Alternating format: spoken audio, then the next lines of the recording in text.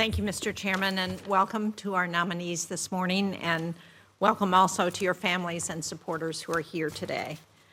One of the greatest assets, as the Chairman also pointed out, that we have in the United States is our strong alliances around the world and our friendly neighbors close to home.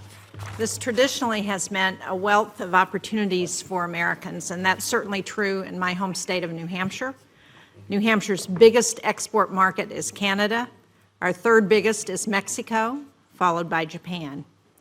As the New Hampshire businesswoman who accompanied me to President Trump's speech to Congress last week stated, and I quote, "We rely on smooth international trade for sourcing raw materials and packaging that are either not grown or commercially available in the United States." But self-inflicted trade wars don't just cut off opportunities for small businesses in my state. They raise the price of gas, of groceries for Americans all across the country. And at the same time, the alliances that we've built since the end of World War II with nations like Japan go far beyond our trade relationship. These alliances have been the cornerstone to America's security for generations. Japan hosts almost 55,000 active-duty U.S. service members on 15 major bases, more than any other country in the world. We work together on cyber defense, on missile technology, and on AI. And Japan has been a staunch supporter of Ukraine. A recognition that defeating Putin in Ukraine is critical for the security of sovereign nations around the world, I think, is at the foundation of that support.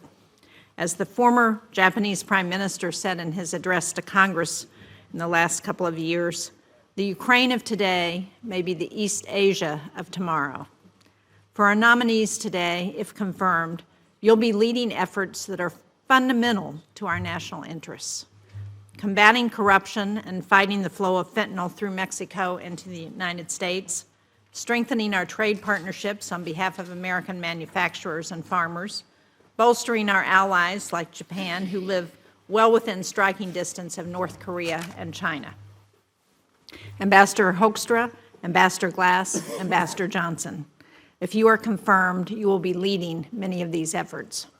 So I would ask, how helpful is it to have President Trump bad-mouthing our alliance with Japan from the Oval Office?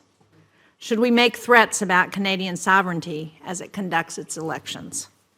Should we try to bully Mexico as we work together to fight drug cartels and curb immigration at our southern border? Unfortunately, the Trump administration's first month and a half in office does not inspire confidence and trust when it comes to our foreign policy, which is why we must make sure the United States has ambassadors who are suitable to represent our nation in the countries that they're assigned to. Ambassadors who can solidify and build on our long-standing alliances.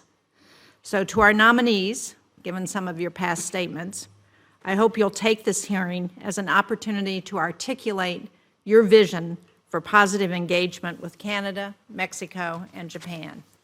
How will you build on the successes that we've had over the years in those countries? How will you work with their governments to advance America's interest? I look forward to hearing your thoughts and plans. Thank you, Mr. Chairman.